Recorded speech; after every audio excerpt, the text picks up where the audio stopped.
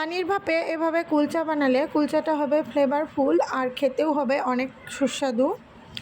আর এভাবে যদি আপনারা আলুর কুলচাটা তৈরি করেন তাহলে 24 ঘন্টা এটা নরম তুলতুলে থাকবে। তো বন্ধুরা, আজকে আমি আলুর কুলচা তৈরি করব। এভাবে আলুর কুলচা খুব সহজে আপনারা বাড়িতে তৈরি করে নিতে পারবেন।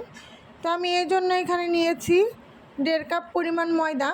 আপনারা এখানে চাইলে আটাটাও ইউজ করতে পারেন। আমি এখানে দিয়ে দেবো 1/2 চা চামচ লবণ, 1/2 চা চামচ চিনি, 1/2 চামচের অর্ধেক বেকিং সোডা, 1 চা চামচ বেকিং পাউডার, আর দিয়ে দিব 5 চা চামচ টক দই। টক দই দেওয়া হয়ে গেলে এখানে এখন দিয়ে দেবো 1 চা চামচ সয়াবিন তেল। সয়াবিন তেলটা খুব বেশি দিব না, খুব বেশি দিলে এটা খাস্তা হবে, নরম হবে না। এরপর এটাকে খুব ভালোভাবে 4-5 মিনিট শুকনো উপকরণগুলো আমি ভালোভাবে মেখে নিয়েছি। আর তারপর এখানে ঠান্ডা পানি দিয়ে অল্প অল্প পানি দিয়ে একটা নরম আঠালো ডো তৈরি করে নেব। ডোটা ভালোভাবে একটু 4-5 মিনিটের মতো মথে নিয়ে এটাকে আমি এখন 10 মিনিটের জন্য রেস্টে রেখে দিব। এদিকে আমি এখানে একটা বড় আলু আর 4-5টা ছোট আলু সিদ্ধ করে নিয়েছি, কিন্তু আমার মনে হয় এখানে বড় আলুটা দিয়েই হয়ে যাবে, তাই শুধু আমি বড় আলুটা এখানে গ্রেট করে নিব। এখানে হাত দিয়ে মথে নিলেও হবে, তবে আমার কাছে মনে হয় গ্রেট করে নিলে ভালো হবে, আলুর কোনো গুটি গুটি থাকবে না।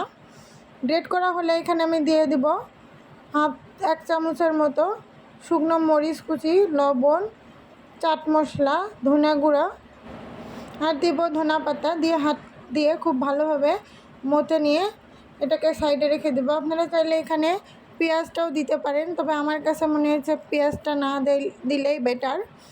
10 মিনিট পরে এখন দেখেন এই খামিরটা কতটা পারফেক্ট হয়েছে কুলচা বানানোর জন্য। এখন আমি 4টা লেচি কেটে নেব সমানভাবে ভাগ করে। তারপর গোল গোল করে এভাবে হাতের 2 আঙ্গুল দিয়ে বাটির মতো করে তৈরি করে নিচ্ছি।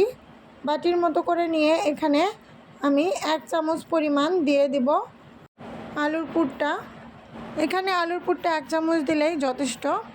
এখন আলুর পুরটাকে ময়দার খামির দিয়ে এভাবে হাত দিয়ে আমি ভিতরে ঢুকে নেব, আর তারপরে এটাকে হালকা হাতে বেলে নেব।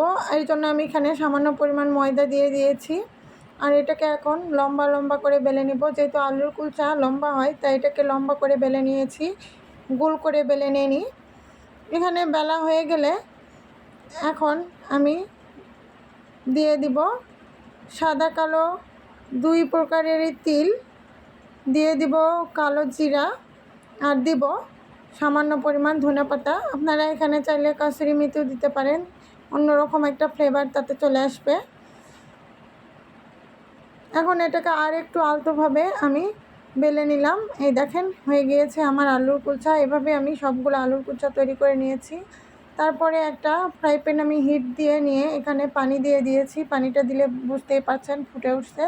তারপর এখানে আলুর কুলচাটা দিয়ে হাই হিটে জাল দিতে হবে।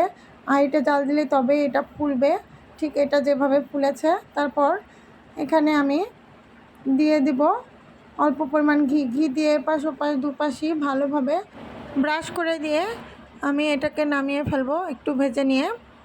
এভাবে আমি পরপর সবগুলো কুলচা এখানে তৈরি করে নিয়েছি। তো এই হলো আলুর কুলচা, খুবই সহজ বন্ধুরা, আর খেতেও অনেক অনেক মজা। তো দেখা হবে আবারও নতুন কোনো রেসিপি নিয়ে। ভালো থাকবেন সবাই, আল্লাহ হাফেজ।